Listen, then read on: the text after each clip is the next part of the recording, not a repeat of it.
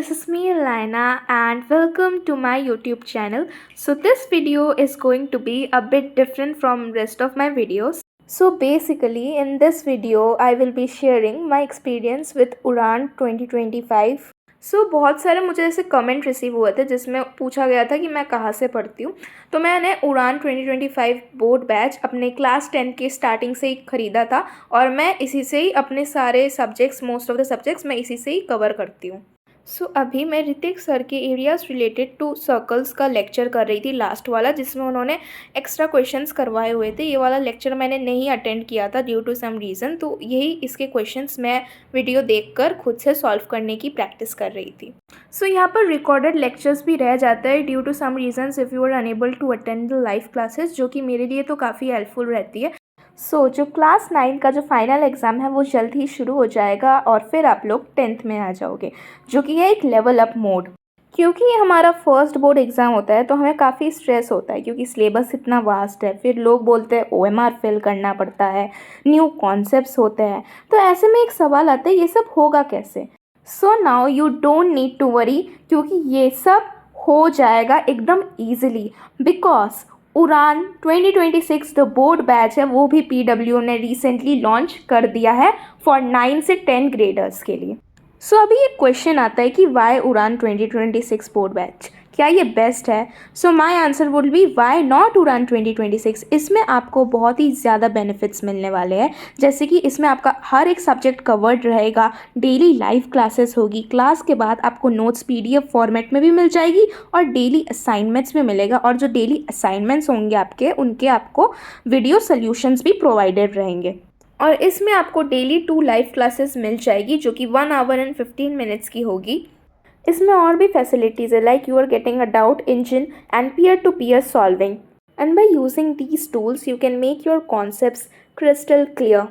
And you are getting all these facilities for the entire year for only 3,399.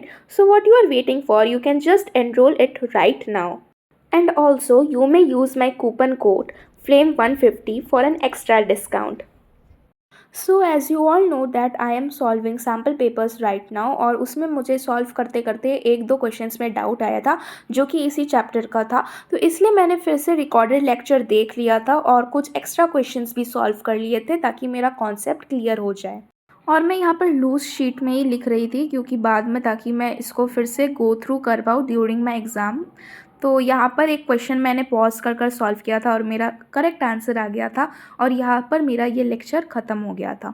फिर मैंने carbon and its compound का भी एक lecture देख लिया था सुनील भैया का, और कुछ एक्स्ट्रा नोट्स थे जो कि NCERT के बुक में नहीं थे, वो नोट डाउन कर लिया था A4 शीट में ही।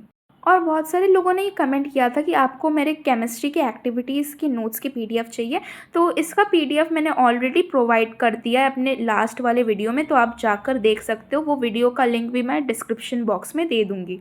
और जो केमिस्ट्री है ना, इक्वेशंस, वो मुझसे भी बहुत बार एग्ज़ाम में भी मैंने एक मिस्टेक किया था जिसके वजह से मेरा 1 मार्क्स डिडक्ट हुआ था। तो आप क्या कर सकते हो कि केमिस्ट्री के इक्वेशंस को आप बुक से बार बार रिवाइज कर सकते हो, फिर बिना देखकर आप लिख सकते हो, जिससे आपका इक्वेशंस जो है वो अच्छे से आपको मेमोराइज हो जाएगी केमिस्ट्री की। फिर आपको तो पता ही होगा जो केमिस्ट्री के हम लोग इक्वेशंस लिखते हैं वो सारे के सारे हमारे बैलेंस्ड होने चाहिए, वरना उसमें भी हमारे मार्क्स काटे जाते हैं बोर्ड एग्ज़ाम में। आगे तो मैं ये लेक्चर 2x की स्पीड में देख रही थी ताकि मेरे सारे कॉन्सेप्ट्स क्लियर हो जाए इस चैप्टर के और ये मेरा चैप्टर अच्छे से रिवाइज हो जाए। लेकिन फिर ये एक टॉपिक आया था, ये NCERT के बुक में नहीं था, लेकिन कभी कभार इससे क्वेश्चंस आ जाते हैं, ऐसे भैया ने बोला था, तो इसलिए ये भी मैंने A4 शीट में नोट कर लिया था।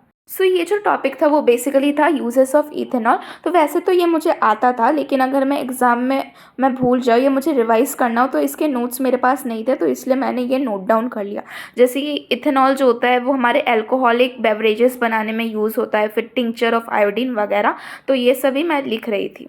फिर मैंने ये पूरे लेक्चर को फिनिश कर लिया था और सारे कॉन्सेप्ट्स भी देख लिए थे और जो जो पॉइंट्स मुझे इंपॉर्टेंट लगे वो भी मैंने नोट डाउन कर लिया था। फिर ये चैप्टर फिनिश होने के बाद मैंने अपनी बायोलॉजी के लास्ट 2 चैप्टर की DPP मेरी बची हुई थी वो फिनिश कर ली थी। That's it for today guys. I hope you enjoyed this vlog. Do like, subscribe and share. Bye.